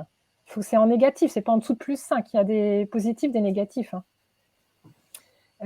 Donc l'idée, c'est déjà, ça veut dire, ça reflète qu'il y a des actions qui sont à mettre en place. Donc en fait, après, quand vous le faites avec votre équipe, c'est de faire une mise en discussion. C'est ça qui est important surtout. C'est pas l'outil en tant que tel, c'est la mise en discussion. Ça permet d'aller décortiquer les sphères qui sont à prendre en compte et à ajuster. Hein, c'est vraiment cette idée-là. Je ne sais pas si ça répond à ta question, Grégoire. Si, tout à fait. Ouais. Merci. Et bien sûr, Magali, l'idée, en fait, c'est de les adapter. Là, je vous propose une sphère professionnelle. Moi, quand je le fais, là, j'ai pas en termes de temps, il a fallu que je fasse un choix, mais je fais d'abord la sphère perso. Et l'idée, c'est parce que la sphère perso, on est un individu, hein. On est entier. Il y a le principe d'unité. La sphère perso va venir influencer la sphère pro. Ce qui est intéressant, pour vous donner un exemple, Un jour, j'accompagne un dirigeant où toutes ses sphères sont positives, mais il ne va pas bien. Je lui fais l'indicateur perso. Et en fait, il a une sphère qui est à -10. Une seule qui est à -10 parce qu'il est en plein divorce. Et en fait, il a réalisé que ça lui a fait vachement du bien parce qu'il a réalisé qu'en fait, sur les 15 sphères, il n'y en avait qu'une qui est à moins. Alors, elle est à -10, donc c'est une énorme mise en tension. Mais ça l'a beaucoup allégé de se dire, en fait, quand je vais passer cette étape de vie, tout le reste, c'est OK. Donc finalement, ça va bien. Ça permet aussi de réorienter notre cerveau sur, regarde, tout ça, ça va, c'est ça qui ne va pas. Vous voyez, c'est vraiment cette idée-là d'ajustement. C'est OK pour vous? Je me permets de terminer avec... Moi, j'ai juste une question oui, en parallèle avant que tu oui, finisses sur d'autres antidotes. C'est une vraie question à la fois des managers et aussi des décideurs RH avec qui Up to Together travaille. C'est est-ce que toi, et là, c'est pas la neuroscientifique que j'interroge, mais plutôt la professionnelle des RH, est-ce que c'est de la responsabilité très des bon point. entreprises et des managers de s'occuper de la santé mentale des collaborateurs? Tu parles beaucoup de responsabilité. Ouais. D'ailleurs, c'est dans le code du travail, hein, on est tous responsables de notre santé pour bien travailler. Est-ce que juste tu peux nous partager ton point de vue Ouais. sur ça pour nous nourrir? Ouais. Alors à la question, est-ce que c'est la responsabilité des entreprises en général de s'occuper de la santé mentale, je vais dire un oui. C'est que c'est un mélange de oui et de non. Il y a une part qui appartient à l'entreprise et une part qui ne lui appartient pas. Une part qui lui appartient, pour moi, c'est avec ce genre d'outils, c'est de mettre à jour, de proposer une mise à jour, d'évaluer où on en est nos collaborateurs et nous-mêmes. Donc là, il y a en effet une part de responsabilité. Ceci dit, est-ce que ça appartient à l'entreprise de faire en sorte que nos collaborateurs aillent mieux? Oui, je vais vous proposer après des clés dans 3 grandes catégories. Accompagner le sens, accompagner la sécurité, accompagner la récompense. Cependant, il y a tout un enjeu de qu'est-ce qui ne m'appartient pas. Et c'est là où les entreprises ne sont pas responsables à 100%. Les managers ne sont pas responsables à 100%. Ils sont, pour moi, responsables de mettre en place des conditions favorables. Ils sont responsables de mettre en place des outils pour mettre à jour des enjeux de santé mentale. Pour moi, ça s'arrête là. Ce qui est déjà énorme, en fait, hein, mais ça s'arrête là. Après, leur responsabilité, si par exemple, dernièrement, ça m'est arrivé, un directeur qui m'appelle en me disant « j'ai utilisé l'indicateur d'alerte avec un de mes collaborateurs dans un entretien individuel, parce qu'il fait des entretiens récurrents avec ses collaborateurs, et il a 3 sphères de -5, j'étais complètement désemparée, qu'est-ce que je fais ?» Et en fait, là, c'est parce que lui, il se sent responsable. Et là, je lui dis, là, ça s'arrête. Ton rôle, là, maintenant, c'est de référer. Fais appel à un coach, va voir la médecine du travail, fais appel à un psy du travail si vous y avez accès. Mets en place un outil de formation. La personne en question, en fait, il avait évalué une sphère qui était en lien avec ses compétences, parce que je lui avais proposé un autre outil qui est plus RH, où j'évalue le niveau de compétence versus le niveau des tâches qui sont faites. Et lui, en fait, son collaborateur, son niveau de compétence était à -5. En fait, là, sa responsabilité, c'est de proposer une formation à son collaborateur pour aller diminuer le stress dans compétences et augmenter son niveau de compétence. Ça, c'est sa responsabilité. Ça répond à Merci ta beaucoup. question? Ouais, tout à fait. C'est vrai qu'avec tous les outils de santé mentale, l'accès à des psychologues, on voit beaucoup de choses nous, dans le monde des startups qui sortent pour les managers et les RH pour accompagner. Et c'est vrai qu'on se demande à un moment à quel moment ça s'arrête, parce qu'avec le Covid, la sphère privée et publique a été tellement chahutée, privée et pro, qu'on ne sait plus où ça s'arrête en fait. Ouais. Et est-ce que voilà, donc je Alors, tu suis heureux vois, de t'avoir entendu sur ça. ouais, quand tu me disais, à un moment, on discutait tous les deux, tu disais, c'est quoi qu'est-ce que tu observes, quels sont les enjeux majeurs en ce moment-là? Moi, dans mes contrats, j'ai 3 enjeux majeurs. Je vous en ai parlé, l'approvisionnement, qui est purement matériel. J'ai la question du temps. Et j'ai ce que Sébastien a amené, je pense, ou Rodrigue, je ne sais plus, qui est la notion de la frontière de qu'est-ce qui m'appartient à la notion de responsabilité. C'est les 3 enjeux que j'observe. Dans cette notion de responsabilité, j'ai des mandats de coaching rien que pour ça, c'est-à-dire accompagner l'individu à identifier qu'est-ce qui m'appartient qu'est-ce qui ne m'appartient pas. Et ça, c'est un enjeu majeur. Et c'est vraiment important que vous travailliez là-dessus et que vous appreniez aussi à la fois à vous responsabiliser et à lâcher sur ce qui ne vous appartient pas. Sinon, à un moment donné, votre appareil psychique, il pète, quoi. C'est 5 vraiment... petites minutes, Anne-Laure, pour nous Eh donner boy. encore quelques clés pour finir. Alors, je termine justement avec 2 questions. Quoi faire avec mes collaborateurs? Qu'est-ce qui dépend de moi dans cette situation? Qu'est-ce qui dépend de moi dans cette situation? Je vous invite tout simplement à y répondre de votre côté. Hein, c'est vraiment de faire une colonne. Ça dépend de moi, ça dépend pas de moi. Rien que de faire cette colonne-là, vous allez voir que ça va vous permettre déjà de faire le ménage. Quoi faire avec mes collaborateurs? Je vous propose 3 grandes clés, mais c'est vraiment des choses, je suis sûre que vous faites déjà, mais c'est pour renforcer un peu ce que vous faites. La clé sens, pilote exécutif. On a besoin de sens. Ça veut dire quoi? Ça veut dire donner du sens et répondre à pourquoi. Pourquoi on fait ce qu'on fait? Et donner de la visibilité, c'est aussi on s'en va où? Proposer une direction. Ça veut dire clarifier les règles du jeu et les enjeux qui sont présents. Ça veut dire aussi être honnête, c'est-à-dire s'autoriser aussi le je ne sais pas avec une certaine limite. Mais s'autoriser le je ne sais pas, c'est-à-dire on s'en va là, voilà le but, c'est ça mon objectif. Par contre, ben, il y a cette étape-là entre deux, je ne sais pas à quel moment elle va arriver. Vous voyez, c'est vraiment ça, c'est aussi s'autoriser des incertitudes. Et j'ai mis en dernier, ça peut vous paraître bizarre, mais utiliser des visuels parce que, regardez l'indicateur d'alerte. Là où il est puissant, c'est qu'il va mettre en exergue visuellement des chiffres sur des choses abstraites que vous savez. Et utiliser des visuels, c'est vraiment permettre de mettre en lumière, rendre visible l'invisible. Des mots-clés, utiliser des plans d'action, faire ressortir ce qui nous fait stresser, etc. Ça, c'est hyper puissant, ça va donner du sens, ça va alimenter le pilote exécutif. Pilote protecteur, rassuré. Notre pilote protecteur a besoin d'un cadre de sécurité psychologique. Ça veut dire quoi? Ça veut dire autoriser la liberté de parole. Mais aussi, quand je vous disais avant, poser les règles du jeu, c'est qu'est-ce que j'accepte dans mon équipe? Qu'est-ce qui est acceptable comme comportement et qu'est-ce qui ne l'est pas? Et là, on est dans développer la culture émotionnelle de l'entreprise. Quelle est la frontière aussi entre la vie pro et la vie perso dans mon équipe? Il y aura une masterclass sur ce sujet avec Marion Lambert sur justement cette notion de cadre et de sécurité au premier semestre 2023. Ah bah super. Dédié à ça, excusez-moi. Super. C'est aussi rassurer sur nos moyens d'agir. Hein, l'être humain va avoir besoin, ok, j'ai le sens, je sais pourquoi j'implante ce nouveau logiciel, mais personne ne m'a proposé une formation. J'ai aucun moyen de me former. Donc là, ça va créer du stress.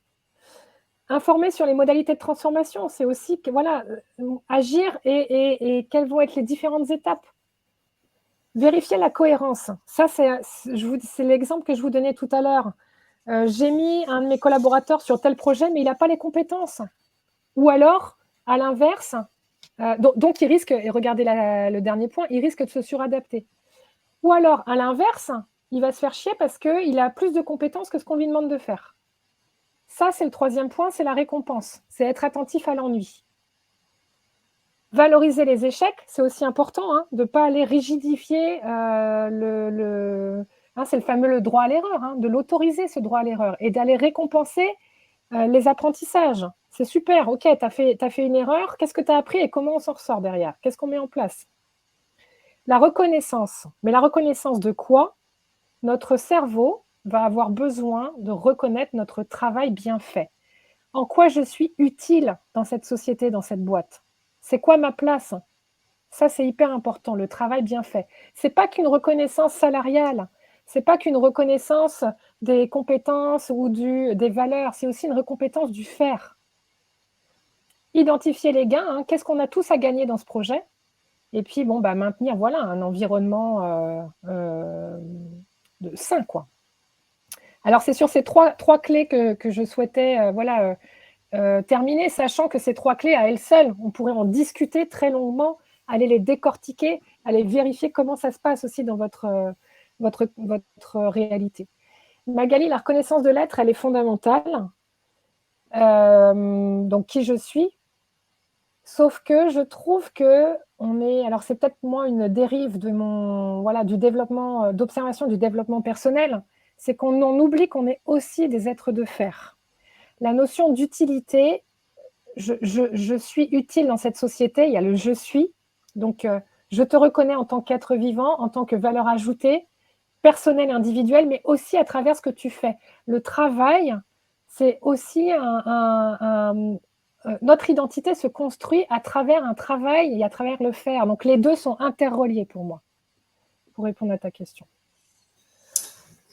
Il est midi Bon, 31, alors quel timing! Bravo, ouais. félicitations. C'était génial, une masterclass absolument passionnante. Un grand merci encore une fois pour l'avoir animé et structuré avec brio. Vraiment merci. Effectivement, c'était notre troisième masterclass ensemble sur encore un nouveau sujet et c'était voilà, tout aussi génial et encore mieux qu'avant. Un grand merci à vous toutes et à vous tous. C'était un plaisir de vous avoir pour cette dernière masterclass. On vous enverra dans le courant du mois de décembre le programme du premier semestre. Toute l'équipe est dessus pour vous partager tous les mentors qui vont venir vous partager leur savoir en 2023. Anne-Laure, je te laisse le mot de la fin. Si tu souhaites donner un conseil à nos managers pour leurs équipes, pour eux, pour aussi tous les RH qui sont venus aujourd'hui, ils étaient nombreux, il y avait des DRH, des responsables de formation, des RRH. Qu'est-ce que tu souhaiterais leur dire pour conclure ta masterclass? Je veux dire que ça va aller. Non, mais dans le sens où c'est vrai qu'on est dans un climat hyper anxiogène. Il y a la guerre en Ukraine, il y a encore des enjeux de Covid, il y a les gouvernements avec des interrogations sur l'avenir, on s'en va où, il y a l'inflation. Et en même temps, ça dépend aussi. Donc, en fait, c'est aussi revenir à qu'est-ce qui nous appartient et ce sur quoi je peux agir, moi. Et en quoi je peux participer à un monde meilleur. Et c'est pour ça que je dis que ça va aller. C'est qu'en fait, quel que soit ce qui va se passer, on est de toute façon des êtres. En fait, utilisons nos pilotes protecteurs et nos pilotes exécutifs pour mieux vivre ensemble, quoi. Voilà. Et un grand merci pour les commentaires. Là, je vois des commentaires qui me touchent. J'aurais aimé continuer, très intéressant. Alors, je sais que je crée de la frustration parce qu'en 1h30, c'est très court. Donc, avec plaisir pour ceux qui souhaitent aller plus loin. Je ne sais pas de quelle façon, mais voilà, avec plaisir pour échanger davantage sur vos réalités aussi et mettre en pratique vos réalités. Ouais. Merci beaucoup Voilà. Anne-Laure. Vous recevrez comme d'habitude le replay de cette masterclass à diffuser auprès de vos équipes si vous le souhaitez. Pour ceux qui le souhaitent, le support d'Anne-Laure est à votre disposition. N'hésitez pas à me faire un petit mail. Vous avez tous mon adresse mail puisque je vous envoie les invitations. Et encore un grand merci. Bonne fin d'année à toutes et à tous pour la grosse ligne droite avant Noël. Pour beaucoup d'entre vous, c'est une période extrêmement chargée. Donc, prenez soin de vous et rendez-vous en 2023. Au revoir. Bye bye tout le monde. Bonne fin d'année.